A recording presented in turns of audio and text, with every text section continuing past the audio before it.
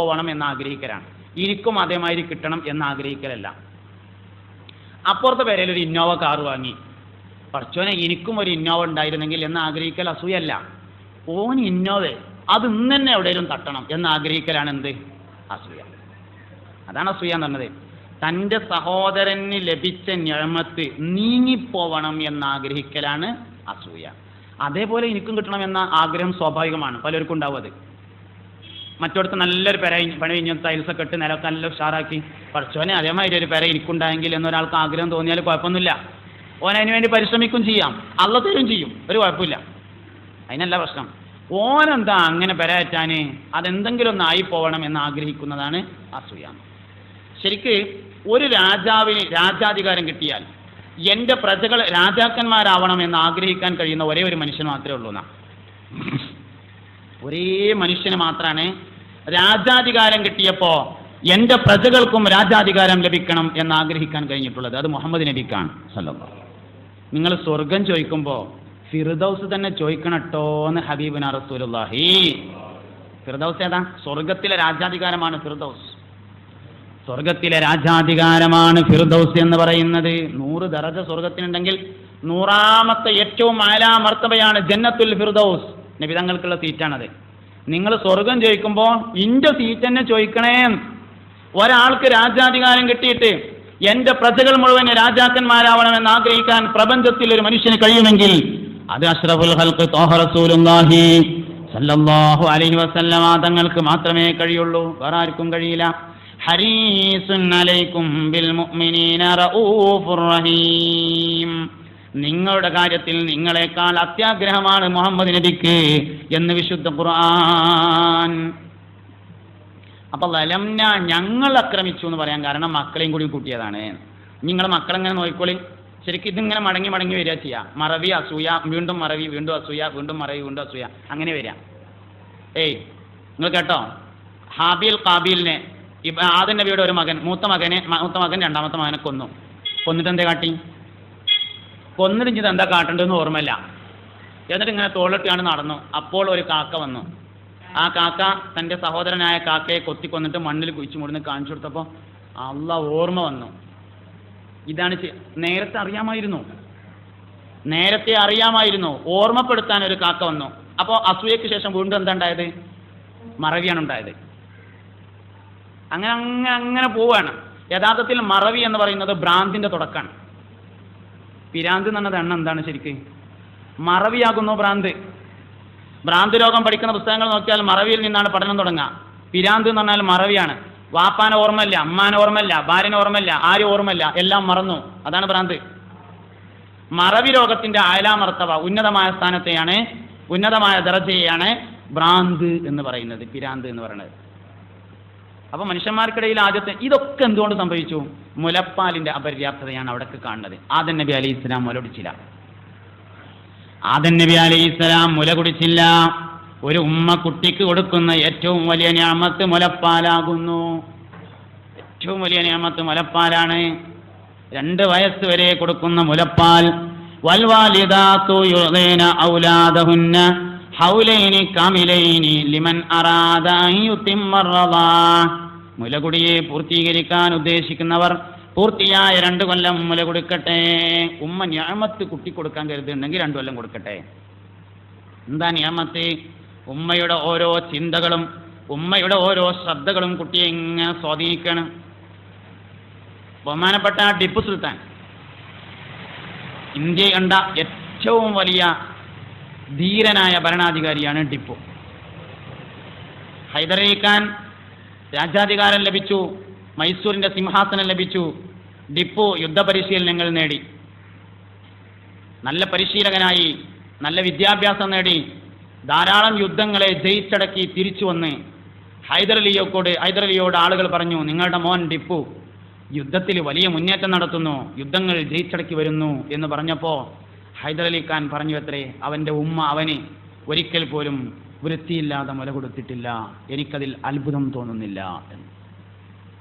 ടിപ്പുവിൻ്റെ ചരിത്രം ഒരു വലിയ ചരിത്രമാണ്. ഹൈദരലിക്ക് മക്കളുണ്ടായിരുന്നില്ല. അങ്ങനെ മൈസൂരിൻ്റെ പ്രാന്തപ്രദേശത്തുള്ള ടിപ്പു മസ്താൻ ഔലിയ എന്ന ഒരാളുടെ അടുക്കൽ ചെന്ന് അദ്ദേഹത്തിൻ്റെ ഖബർ സിയാറത്ത് ചെയ്ത് ദുആ ചെയ്തു. ആ ദുആ ചെയ്ത് മടങ്ങി വന്നതിന് ശേഷമാണ് ഉമ്മ ടിപ്പുവിനെ ഗർഭം ധരിക്കുന്നത്. ടിപ്പു മസ്താൻ ഔലിയയുടെ ഖബർ സിയാറത്ത് ചെയ്തതിന് ശേഷം കിട്ടിയ കുട്ടിയായതുകൊണ്ട് അദ്ദേഹത്തിനുള്ള സ്മരണ നിലനിർത്താൻ വേണ്ടിയാണ് ടിപ്പു എന്ന് പേരിടുന്നത്. നമ്മളൊരു പേര് കുട്ടിക്കിടുമ്പോൾ എന്താണോ ഉദ്ദേശിച്ചത് അത് ആ കുട്ടിയെ കൊണ്ട് നേടാം. നബി സല്ലല്ലാഹു അലൈഹി വസല്ലം തങ്ങൾക്ക് പേരിട്ടതിനെ കുറിച്ച് അബ്ദുൽ മുത്തലിബിനോട് ഖുറൈശികൾ ചോദിച്ചു. മുഹമ്മദ് എന്ന് പേരിട്ടു നബി തങ്ങൾക്ക് സല്ലല്ലാഹു അലൈഹി വസല്ലം. അപ്പോൾ അബ്ദുൽ മുത്തലിബിനോട് ആളുകൾ ചോദിച്ചു, എന്താ നിങ്ങൾ ഇങ്ങനൊരു പേരിട്ടത്? അബ്ദുൽ മുത്തലിബ് പറഞ്ഞു, അറത്തു അൻ യഹ്മിദഹു മൻ അലൽ ഖബ്റാ മുഹമ്മദൻ സമ്മഉ നബിയൽ ഹുദാ വഹുവ അഹഖുൻ നാസി ബിൽ ഹംദി صلى عليه الله ما أشرقت شمس الضحى في ذلك السعدي أردت أن يحمده من على الغبرات. പ്രപഞ്ചത്തിലെ എല്ലാ ആളുകളും ഈ കുട്ടിയെ സ്തുതിച്ചു പറയണം എന്നാണ് ഞാൻ ഉദ്ദേശിക്കുന്നത്. പേര് പോലെ വരും. നമ്മളൊരു കുട്ടിക്ക് എന്തുദ്ദേശത്തിലാണ് പേരിട്ടത്? ഗൗസുൽ-ആലമിൻ്റെ പേരായിക്കോട്ടെ എന്നുള്ള നിലയിൽ മുഹിയുദ്ദീൻ ഇട്ടതാണോ? എന്നാൽ ആ കുട്ടി കൊണത്ത് പിടിക്കും. സിദ്ദീഖ് റളിയല്ലാഹു അൻഹുവിൻ്റെ പേരായിക്കോട്ടെ എന്നുള്ള നിലയിൽ അബൂബക്കർ എന്നിട്ടിട്ടുണ്ടോ? എന്നാൽ ആ കുട്ടി സത്യസന്ധനും വിശ്വസ്തനുമായിരിക്കും. പേരിനനുസരിച്ച് തന്നെയാണ് ഒരു കുട്ടി. ഉമർ റളിയല്ലാഹു അൻഹു അടുക്കൽ ഒരിക്കൽ ഒരാൾ വന്നു, ഈ ചെറുക്ക് എത്ര ആയാലും പറഞ്ഞാൽ കേൾക്കൂലായിരുന്നു. അനുസരണ തന്നെയല്ലേ ഈ കുട്ടി പറഞ്ഞു. ഉമർ റളിയല്ലാഹു അൻഹു ചോദിച്ചു, ഓൻ എന്തേ പേരിട്ടതെന്ന് ചോദിച്ചു. പേര് ജുആൽ എന്നാണ് ഇട്ടത് പറഞ്ഞു. ആ എന്നാ പറഞ്ഞാൽ കേൾക്കൂലായിരുന്നു. ജുആൽ എന്ന് പറഞ്ഞാൽ വണ്ട് എന്നാണ് അർത്ഥം. വണ്ട് എന്ന കുട്ടിക്ക് പേരിട്ട് പിന്നെ ആ കുട്ടി പറഞ്ഞാൽ കേൾക്കുമോ? നമ്മളും ചിലപ്പോൾ അങ്ങനെ തന്നെ ഉണ്ടല്ലോ, അർത്ഥമൊന്നും നോക്കാതെ. ഞാൻ അർത്ഥമൊക്കെ നോക്കിയാലും എന്ത് ലക്ഷ്യത്തിലാണ് ഇടുന്നത് എന്നതാണ് തീരുമാനിക്കപ്പെടേണ്ടത്. മുഹമ്മദ് എന്ന് പേരിടുന്നു. മുഹമ്മദ് നബി സല്ലല്ലാഹു അലൈഹി വസല്ലം തങ്ങളുടെ പേര് എന്ന ലക്ഷ്യത്തിൽ തന്നെ ഇടണം. വല്യപ്പാൻ്റെ പേര് അതായിരുന്നു. അവന് വല്യപ്പ മരിച്ചു പോയില്ലേ, അപ്പോൾ ഒരു ഓർമ്മക്ക് കടക്കട്ടെ എന്ന നിലയിലാണെങ്കിൽ ഓർമ്മക്ക് കടക്കും എന്നല്ലാതെ പ്രത്യേകിച്ച് കാര്യമൊന്നും ഉണ്ടാവില്ല. അല്ല, വല്യപ്പ കാര്യപ്പെട്ട ആളാണെങ്കിൽ പ്രശ്നമില്ല. എന്ത് ലക്ഷ്യത്തിൽ എന്നതാണ് പ്രധാനം. നമ്മൾ എന്ത് ലക്ഷ്യത്തിലാണ് ഓരോ പേരിടുമ്പോഴോ ശ്രദ്ധിക്കണം. ഈ പേര് ഞാൻ എന്ത് ലക്ഷ്യത്തിലാണ് ഇടുന്നത്? അർത്ഥം നോക്കിയിട്ടാണെങ്കിൽ കുഴപ്പമില്ല. എന്ത് അർത്ഥത്തിലാണ് ഇടുന്നത്? ഒരു പേര് 4 അർത്ഥമുണ്ട്. അതിൽ ഏതർത്ഥത്തിലാണ് നീ ഇടുന്നത് എന്നതാണ് പ്രശ്നം. അപ്പോൾ പിന്നെന്താ പറയാൻ കാരണം വെച്ചാൽ ടിപ്പു മസ്താൻ ഔലിയയുടെ ഖബർ സിയാറത്ത് ചെയ്ത് അങ്ങനെ ടിപ്പു എന്ന് പേരിട്ടു. ആ കുട്ടി അതിനനുസരിച്ച് വളർന്നു. ആ ഉമ്മ അതിനനുസരിച്ച് നോക്കുകയും ചെയ്തു. 2 മക്കൾ ടിപ്പു അബ്ദുൽ കരീം എന്നീ 2 മക്കളുള്ള സമയത്ത് ടിപ്പുവിൻ്റെ മാതാവ് മരണപ്പെട്ടിരുന്നു. പിന്നെ ഹൈദരലി ഖാൻ 2ാമത് കല്യാണം കഴിച്ച് അവരാണ് ടിപ്പുവിനെയും അബ്ദുൽ കരീമിനെയും പിന്നീട് നോക്കി വളർത്തിയിട്ടുള്ളത്. അപ്പോൾ ടിപ്പു യുദ്ധങ്ങൾ ജയിച്ചടത്തി അടക്കി വന്നു എന്നറിഞ്ഞപ്പോൾ ഹൈദരലി ഖാൻ പറഞ്ഞു, അത്ര എനിക്കതിൽ അത്ഭുതം തോന്നുന്നില്ല. കാരണം ഇവൻ്റെ ഉമ്മ ഇവനെ ശുദ്ധിയില്ലാതെ വൃത്തിയില്ലാതെ മുല കൊടുത്തിട്ടില്ല എന്ന് പറയുകയുണ്ടായി. അപ്പോൾ നമ്മളെ കുട്ടികളെ മിക്കവാറും പ്രശ്നങ്ങളൊക്കെ ഉമ്മമാർ മുല കൊടുക്കുന്നതിൽ ഉള്ള അശ്രദ്ധ കാരണം വരുന്നതാണ്. ഒരു കുട്ടി നേരാവാൻ ഉമ്മ ആദ്യം ചെയ്യേണ്ടത് മുല കൊടുക്കൽ ക്ലിയർ ആക്കലാണ്. വേറെ ഒന്നും വേണ്ട. മുല ഇങ്ങനെ കൊടുത്തുകൊണ്ടിരിക്കുമ്പോൾ അള്ളാഹുവേ എൻ്റെ ഈ കുട്ടിനെ നീ ഒരു ഹാഫിളാക്കണേ, ഒരു ആലിമാക്കണേ, അങ്ങനെ ഉമ്മ എന്തൊക്കെ സങ്കല്പിക്കുമോ അതൊക്കെ കുട്ടിയുടെ ജീവിതത്തിൽ ഇങ്ങനെ വരും. അപ്പോൾ സ്വാഭാവികമായും എൻ്റെ ഉമ്മ എനിക്ക് മുല തരുമ്പോൾ കുറേ ആളുകൾക്ക് മുമ്പിൽ നിന്ന് ഇങ്ങനെ പ്രസംഗിക്കുന്ന ഒരു കുട്ടിയെ മനസ്സിൽ കണ്ടിട്ടുണ്ട്. അതാണ് നിങ്ങളുടെ മുമ്പിൽ ഞാൻ പ്രസംഗിക്കുന്നതിൻ്റെ കാരണം, വേറൊന്നുമല്ല. എൻ്റെ ഉമ്മ എനിക്ക് മുല തരുന്ന സമയത്ത് എൻ്റെ ഉമ്മ മരിച്ചു പോയിട്ടുണ്ട്. അള്ളാഹു മഗ്ഫിറത്തും റഹ്മത്തും കൊടുക്കട്ടെ, സ്വർഗത്തിൽ അവരെയും നമ്മളെ ഒരുമിച്ച് കൂട്ടി തരട്ടെ. അപ്പോൾ എൻ്റെ ഉമ്മ എനിക്ക് ഉറപ്പാണ്, എൻ്റെ ഉമ്മ എനിക്ക് മുല തരുന്ന സമയത്ത് ആളുകൾക്ക് മുമ്പിൽ ഇങ്ങനെ നിന്ന് പ്രസംഗിക്കുന്ന ഒരു മകനെ, ഒരു കുട്ടിയെ മനസ്സുകൊണ്ട് വിചാരിച്ചു. ഞാൻ എപ്പോഴും പറയാറുണ്ട്, ഒരു കുട്ടി ആൺകുട്ടിയാണെങ്കിൽ ഉമ്മാൻ്റെ ബാക്കിൽ നിന്ന് മയ്യത്ത് നിസ്കരിക്കുന്നത് വരേക്കും സങ്കല്പിക്കാം. ആ ഉമ്മ മരിച്ചെടുക്കുമ്പോൾ ആ കുട്ടി ഉമ്മാൻ്റെ ബാക്കിൽ നിന്ന് മയ്യത്ത് നിസ്കരിക്കും. കുട്ടി എന്താവണം എന്നത് ഉമ്മയുടെ സങ്കല്പമാണ്. എന്താവണം എന്ന് ഉമ്മ തീരുമാനിക്കണം തന്നെയാണ് കുട്ടി. ദുനിയാവിൽ പ്രസിദ്ധരായ എല്ലാവരെയും ഉമ്മ നോക്കിയതാണ്. മുഹമ്മദ് നബി സല്ലല്ലാഹു അലൈഹി വസല്ലം തങ്ങളെ വരെ ഉമ്മയെല്ലാം നോക്കിയത്. പാപ്പ ജനിക്കുന്നതിന് മുമ്പ് മരിച്ചില്ലേ അബ്ദുള്ള, ഉമ്മയാണല്ലോ നോക്കിയത്. അതും ദീർഘനാൾ നോക്കിയിട്ടില്ല, 6 വയസ്സ് വരെ നോക്കിയിട്ടുള്ളൂ. ഒരു കുട്ടിയുടെ എല്ലാ കാര്യങ്ങളും 6 വയസ്സാകുമ്പോഴേക്ക് തീരുമാനിക്കപ്പെടും. എല്ലാ കാര്യവും 6 വയസ്സാകുമ്പോഴേക്ക് തീരുമാനിക്കപ്പെടും. അതുകൊണ്ട് 6 വയസ്സ് വരെ നോക്കിയാൽ മതി എന്നതുകൊണ്ടാണ് 6 വയസ്സ് കഴിഞ്ഞപ്പോൾ ഉമ്മയെ അള്ളാഹു കൊണ്ടുപോകുന്നത്. ഈ ദുനിയാവിൽ അള്ളാഹു റബ്ബുൽ ഇസ്സത്ത് ഏറ്റവും കൂടുതൽ റഹ്മത്ത് ചെയ്തത് ആർക്കാണ്? ഏറ്റവും കൂടുതൽ റഹ്മത്ത് ചെയ്തത് മുഹമ്മദ് നബി സല്ലല്ലാഹു അലൈഹി വസല്ലം തങ്ങൾക്കാണ്. അതുകൊണ്ട് ഒരു ഉമ്മ ഒരു കുട്ടിനെ എത്ര കാലം നോക്കണ്ടുള്ളൂ? മാക്സിമം 6 കൊല്ലം. അതുകൊണ്ട് 6 കൊല്ലം കഴിഞ്ഞപ്പോൾ ഉമ്മാൻ അള്ളാഹു തആല കൊണ്ടുപോയി. ഇനി ആവശ്യമില്ല. എന്തായി? ഇങ്ങനെ ദുനിയാവിൽ പ്രസിദ്ധരായ ആളുകളൊക്കെ എടുത്ത് നോക്കി, അവരൊക്കെ ഉമ്മാരാ നോക്കിയത് എല്ലാവരെയും. ഗൗസുൽ സുൽത്താൻ മുഹിയുദ്ദീൻ അബ്ദുൽ ഖാദിർ നന്നാവണമെന്ന് ആഗ്രഹിക്കാത്ത ആരുമില്ല. എല്ലാവർക്കുള്ളൊരാഗ്രഹമാണ് മക്കൾ നന്നാവണം. പക്ഷെ അതിനെന്താണ് ചെയ്യേണ്ടത് എന്നുള്ളിടത്താണ് പലപ്പോഴും പ്രശ്നം. ഒരുപാട് കാര്യങ്ങളുണ്ട്. ഞാനൊരു പോയിന്റ് എടുക്കുക എന്നുള്ളതാണ്. ഒരു പോയിന്റ് എടുക്കുകയാണ്, ഒരു കുട്ടി നന്നാവാൻ.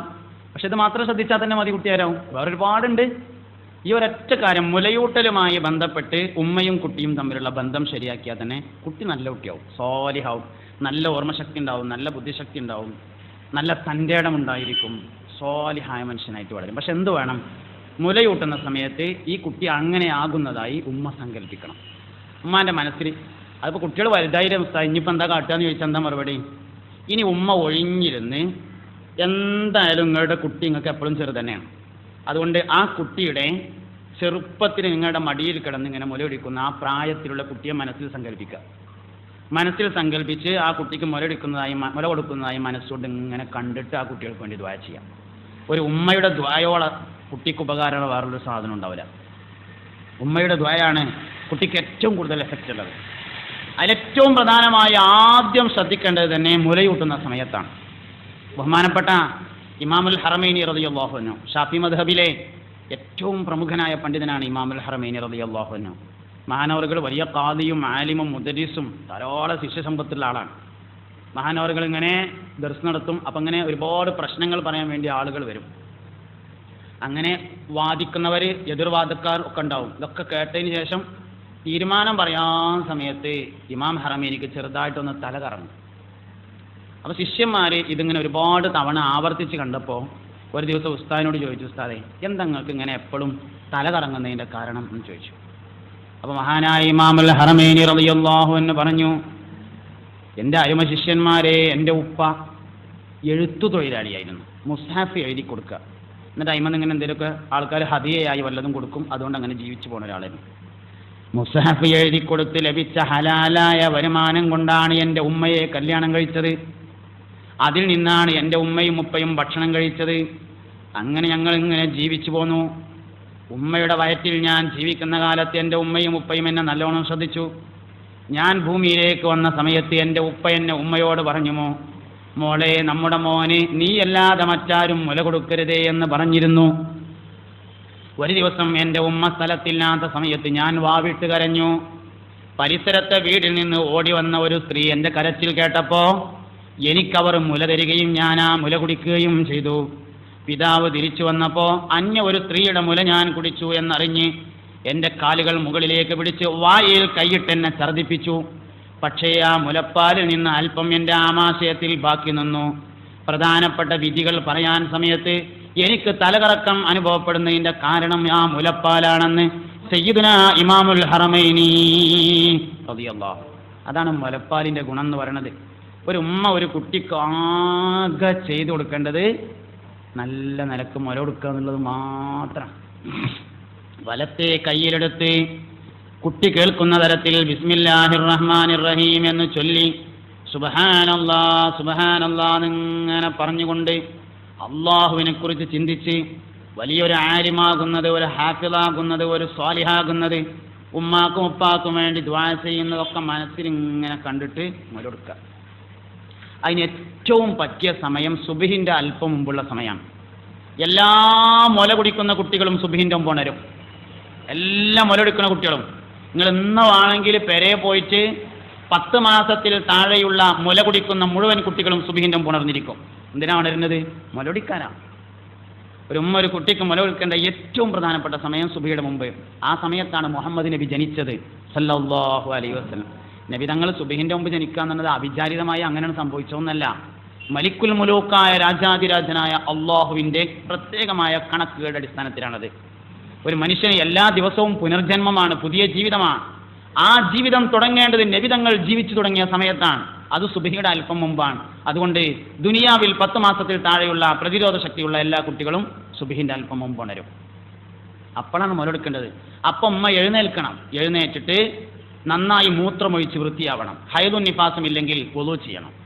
വുളൂ ചെയ്ത് മുലക്കണ്ണ് കഴുകി വൃത്തിയാക്കിയിട്ട് കസേരയിൽ പരമാവധി ഖിബിലക്ക് തിരിഞ്ഞിരുന്ന് കുട്ടിയെ വലത് കൈയിലെടുത്ത് കുട്ടി കേൾക്കുന്ന തരത്തിൽ ബിസ്മില്ലാഹിർ റഹ്മാനിർ റഹീം എന്ന് ചൊല്ലി മനസ്സാന്നിധ്യത്തോടുകൂടെ മുല കൊടുത്താലേ 2 കൊല്ലം മുല കൊടുക്കുക എന്നുള്ളതിലപ്പുറം ഒരു ഉമ്മ കുട്ടിക്ക് വേറെ ഒന്നും ചെയ്തു കൊടുക്കേണ്ടിയല്ല. ആ ഉമ്മ മരിച്ച് ഖബറിലെത്തിയാൽ ആ കുട്ടി ഖബറിങ്ങ വന്ന് അസ്സലാമു അലൈക്കും യാ ഉമ്മി എന്ന് പറയാതിരിക്കൂല. 100% ഉറപ്പ്. ആ കുട്ടിനെ കൊണ്ട് ആ അമ്മക്ക് ഉപകാരമില്ലാതിരിക്കൂല, ആ കുട്ടി നന്നാവാതിരിക്കൂല, ആ കുട്ടി സ്വാലിഹാവാതിരിക്കൂല, ആ കുട്ടിയെ പിശാച് സ്വാധീനിക്കൂല. നായകൾ മൂത്രമൊഴിക്കും പോലെ റോഡ് സൈഡിൽ മൂത്രമൊഴിച്ചൊരിക്കലും ആ കുട്ടി എഴുന്നേറ്റ് പോകൂല. മുസ്ലിങ്ങൾ ജീവിക്കുന്ന പോലെ അന്തസ്സായി ജീവിക്കുകയും ഉമ്മാക്കും വാപ്പാക്കും ഉപകാരം കിട്ടുകയും ചെയ്യും. അതുകൊണ്ട് മുഅ്മിനീങ്ങളെ, ഞാൻ അവസാനിപ്പിക്കുന്നത് ഈ ഒരു സന്ദേശം നിങ്ങൾക്ക് നൽകിക്കൊണ്ടാണ്. മുല കൊടുക്കലാണ് കുട്ടികളെ സംരക്ഷിക്കുക എന്നതിലെ ഏറ്റവും പ്രധാനപ്പെട്ട ഭാഗം. ഈ നോട്ടീസ് നിങ്ങൾ കിട്ടിയിട്ടുണ്ടാവും, ഞാൻ പറഞ്ഞല്ലോ. കുട്ടികൾ അമിതമായി ദേഷ്യപ്പെടുന്നുണ്ടെങ്കിൽ അതിൻ്റെ കാരണം മുല കൊടുത്തുകൊണ്ടിരിക്കുമ്പോൾ ഉമ്മയുടെ ദേഷ്യമാണ്. ആരോടെങ്കിലും ദേഷ്യപ്പെടണം, അമ്മായിമാരോട് ദേഷ്യപ്പെട്ട് ഒറ്റ കൊടുക്കലാണ്. ഇതൊക്കെ മുല കൊടുക്കുമ്പോൾ സംഭവിക്കുന്നതാണ് ഈ കാര്യങ്ങളൊക്കെ. മറ്റാരോടെങ്കിലും ദേഷ്യം തീർക്കാൻ നമ്മുടെ കുട്ടികൾക്ക് നമ്മൾ മുല കൊടുക്കരുത്. സ്നേഹിച്ചുകൊണ്ട് ചെയ്യേണ്ട ഒരമല്, ഇബാദത്താണെന്ന നിയ്യത്തോടു കൂടെ ചെയ്യേണ്ട അമല്. പ്രപഞ്ചത്തിലെ ഏറ്റവും സംശുദ്ധമായ ഇബാദത്താണ് മുല കൊടുക്കുക. നല്ല നിയ്യത്തോടുകൂടി ബിസ്മി ചൊല്ലി ചെയ്യേണ്ട ഒരു ഇബാദത്ത് മറ്റാരുടെയെങ്കിലും പേരിൽ ദേഷ്യം തീർക്കാനാവരുത്. നമുക്ക് ആരോടെങ്കിലും ദേഷ്യം വരുമ്പോൾ കുട്ടിനടുത്ത് മുല കൊടുക്കലാക്കരുത്. സംശുദ്ധമായ മനസ്സ്, ആരോടും ദേഷ്യമില്ല, എല്ലാവരോടും ഇഷ്ടം തോന്നുമ്പോൾ. ഭർത്താവിനോട് ഇഷ്ടം തോന്നുമ്പോൾ മാത്രമേ കുട്ടിക്ക് മുല കൊടുക്കാൻ പാടുള്ളൂ. ഭർത്താവിനോട് ദേഷ്യം തോന്നുമ്പോൾ കുട്ടിക്ക് മുല കൊടുക്കാൻ പാടില്ല. കാരണം ആ കുട്ടി വാപ്പാനോട് ദേഷ്യമുള്ളവനായി മാറും. ആ കുട്ടി വാപ്പാനോട്, നിങ്ങൾ കണ്ടിട്ടില്ലേ ചില പേരുകളിലൊക്കെ മകൻ ഇങ്ങനെ ഗൾഫിൽ പോയി അത്യാവശ്യമൊക്കെ ആയി കഴിഞ്ഞാൽ ഉമ്മയും കുട്ടികളും കൂടി ഒന്നായിട്ട് വാപ്പാനെ പുറംകാലം കൊണ്ട് ഒറ്റ ചുട്ടം കൊടുക്കും.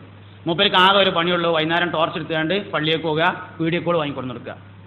ചില വാപ്പാർ, വയസ്സായ വാപ്പാരുടെ അവസ്ഥ അതാണ്. വീട്ടിൽ ഒരു സ്ഥാനം വീട്ടിലില്ല, വീട്ടിൽ എന്ത് നടക്കുകയാണെങ്കിലും വാപ്പാനോട് ചോദിക്കൂല. ഒക്കെ വാപ്പയും ഉമ്മയും മക്കളും കൂടിയാണ് കൈകാര്യം ചെയ്യും. വാപ്പാക്ക് വീട്ടിൽ ഒരു സ്ഥാനം ഇല്ലാതായത് എന്തുകൊണ്ടാണ്? വാപ്പാനോട്, ഭർത്താവിനോട് ദേഷ്യം വന്നപ്പോൾ ഉമ്മ കുട്ടിക്ക് മുലകൊടുത്തോണ്ടാണ്. അതുകൊണ്ട് കുട്ടിക്ക് ദേഷ്യം പകരുന്നത് ഉമ്മയാണ്. മറക്കുന്നതിൻ്റെ കാരണം അതാണ്. എത്ര പഠിച്ചാലും തലയിൽ നിൽക്കാത്തതിൻ്റെ കാരണം അത് തന്നെയാണ്. ഇല്ലം തഗ്ഫിർ ലനാ വതർഹംനാ ലനകുനന്ന മിനൽ ഖാസിരീൻ. നീ അല്ലാഹുവേ, നീ ഞങ്ങൾക്ക് പുറത്തു തന്നില്ലെങ്കിൽ, വതർഹംനാ, നീ ഞങ്ങൾക്ക് റഹ്മത്ത് ചെയ്തിട്ടില്ലെങ്കിൽ, അവിടെ തഫ്സീറിൽ കാണാം ഇല്ലം തുബ്അസ് സയ്യിദനാ മുഹമ്മദൻ സല്ലല്ലാഹു അലൈഹി വസല്ലം, മുഹമ്മദ് നബി സല്ലല്ലാഹു അലൈഹി വസല്ലമയെ പറഞ്ഞയച്ചിട്ടില്ലെങ്കിൽ എന്ന്. അതായത് മനുഷ്യന്റെ ഓർമ്മയുടെ രണ്ടാമത്തെ രഹസ്യം മുഹമ്മദ് നബിയാണ് സല്ലല്ലാഹു അലൈഹി വസല്ലം. ലോകത്തെ ഏറ്റവും വലിയ അത്ഭുതകരമായ ബുദ്ധിശക്തി എന്ന് പറയുന്നത് മുഹമ്മദ് നബി സല്ലല്ലാഹു അലൈഹി വസല്ലം തങ്ങളുടെ ബുദ്ധിശക്തിയാണ്. ഓർക്കേണ്ടതിനെ ഓർക്കലും ഓർമ്മയാണ്, മറക്കേണ്ടതിനെ മറക്കലും എന്ത് തന്നെയാണ്? ഓർമ്മ തന്നെയാണ്. നമ്മൾ നേരെ തിരിച്ചുണ്ടാകുക. ഓർക്കേണ്ടതൊന്നും ഓർമ്മയില്ല, മറക്കേണ്ടതെല്ലാം ഓർമ്മയിലുണ്ട്. നമ്മുടെ ഓർമ്മയും യഥാർത്ഥത്തിൽ മറവിയാണായി മാറിയിട്ടുള്ളത്. മുഹമ്മദ് നബി സല്ലല്ലാഹു അലൈഹി വസല്ലം തങ്ങളുടെ നേരെ തിരിച്ചാണ്. മറക്കേണ്ടതൊക്കെ മറന്നു. ത്വായിഫുകാർ കല്ലെറിഞ്ഞു, കാലുമെന്ന് ചോരരിച്ചു. എനിക്ക് മഹ്ശറയിൽ ഷഫാഅത്തിന് അനുമതി കിട്ടിയാലേ ത്വായിഫിൽ നിന്ന് വിശ്വസിച്ചവർക്ക് ആദ്യം ഷഫാഅത്ത് ചെയ്യുമെന്ന് ഹബീബുനാ റസൂലുള്ളാഹി സ്വല്ലല്ലാഹു അലൈഹി വസല്ലം. അവർ സ്വർഗത്ത് പോകാൻ നേരം വൈകിയാലേ ഇന്ന ചീത്തറിഞ്ഞതിൻ്റെ ഹിസാബ് കൊണ്ടല്ലേ വൈകണത്, അത് സമ്മതിക്കൂല. അതുകൊണ്ട് ആദ്യം ഞാൻ ത്വായിഫുകാർക്ക് വേണ്ടി ഷഫാഅത്ത് ചെയ്യുമെന്ന് മുഹമ്മദ് നബി സല്ലല്ലാഹു അലൈഹി വസല്ലം തങ്ങൾ പറഞ്ഞിട്ടുണ്ട്. അതുകൊണ്ട് ഒരു ഉമ്മ കുട്ടിക്ക് നൽകുന്ന ഏറ്റവും വലിയ നിയമത്ത് നന്നായി മുലയൂട്ടുക എന്നതാണ്. നന്നായി മുലയെടുക്കാൻ പറ്റിയാൽ കുട്ടിയുടെ എല്ലാ പ്രശ്നങ്ങളും പരിഹരിക്കപ്പെട്ടു എന്നതാണ്. അപ്പം മുലപ്പാൽ വർദ്ധിപ്പിക്കാൻ ആവശ്യമായ കാര്യങ്ങൾ ചെയ്യണം. മാക്സിമം മുലയൂട്ടാൻ വേണ്ടി ശ്രദ്ധിക്കണം. സുബഹിയുടെ മുമ്പ് എന്തായാലും കുട്ടികൾക്ക് മുലയെടുത്തിരിക്കണം. ഇനി അഥവാ ഒരു കുട്ടി ഉണർന്നിട്ടില്ലെങ്കിൽ അങ്ങനെ ഉണ്ടാവില്ല. പക്ഷേ ശീലമാകുന്നതിനനുസരിച്ച് മെല്ലെ മെല്ലെ ഉറങ്ങിത്തുടങ്ങും. നന്നായി ഉണർത്തിയതിന് ശേഷം കുട്ടിക്ക് മുല കൊടുക്കണം.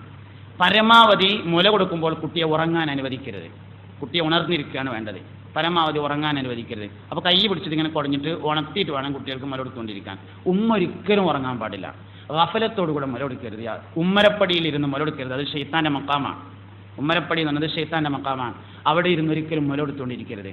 നല്ല സംശുദ്ധമായ സ്ഥലത്തിരുന്ന് മാക്സിമം ഒതുവോടുകൂടി 2 കൊല്ലം നിങ്ങളുടെ കുട്ടിക്ക് മുല കൊടുക്കാൻ നിങ്ങൾക്ക് കഴിഞ്ഞാൽ നിങ്ങൾ അവർക്ക് വേണ്ടി വേറെ ഒന്നും ചെയ്തു കൊടുക്കേണ്ടതില്ല. എല്ലാം പിന്നീട് അവർക്ക് ഓട്ടോമാറ്റിക്കായിട്ടുണ്ടാവും. ഞാൻ പറഞ്ഞു ഗൗസുൽ കുറിച്ച്. ഉമ്മയാണ് നോക്കിയത്. ഗൗസുൽ വാപ്പ ചെറുപ്പത്തിൽ മരിച്ചു, ഉമ്മയാണ് നോക്കുന്നത്. ഉമ്മ നോക്കി വലുതായി ആ മനുഷ്യൻ. ലോകത്ത് തുല്യതയില്ലാത്ത ഗുരുവര്യരായി മഹാനായ ഗൗസുൽ ആദം. ലോകത്ത് ഏറ്റവും കൂടുതൽ സ്വപ്നവ്യാഖ്യാനം നടത്തിയ ആളാണ് ഇബ്നു സീരീൻ റഹ്മത്തുള്ളാഹി അലൈഹി. മഹാനവർകളുടെ ഉമ്മയാണ് നോക്കിയത്. ഇങ്ങനെ ഒരുപാട് ആളുകളെ നമുക്ക്, ഇമാം മാലിക് റളിയല്ലാഹു അൻഹു, അദ്ദേഹത്തിൻ്റെ വാപ്പ ചെറുപ്പത്തിൽ ഇട്ടുകാണ്ട് ഒരു യുദ്ധത്തിന് പോയതാണ്. ഉമ്മയാണ് യഥാർത്ഥത്തിൽ മാലിക് ഇമാം റളിയല്ലാഹു അൻഹുവിനെ നോക്കി വളർത്തിയത്. ഇങ്ങനെ നമ്മൾ പരിശോധിച്ചാൽ ചരിത്രത്തിലെ പ്രമുഖരായ ആളുകളെ എല്ലാം ഈസാ നബി അലൈഹി ഇസ്ലാമിനെ ഉമ്മയാണ് നോക്കുന്നത്. ഇങ്ങനെ ഔലിയാക്കളിലെ ഏറ്റവും പ്രമുഖനായ അബ്ദുല്ലാഹി ഇബ്നുൽ മുബാറക് റളിയല്ലാഹു അൻഹു മഹാനവർകളെ ഉമ്മയാണ് നോക്കുന്നത്. അതുകൊണ്ട് ഉമ്മ നോക്കിയാൽ ഒരു കുട്ടി നേരാവും. അൽ ഉമ്മു മദ്റസത്തുൽ അവ്വൽ,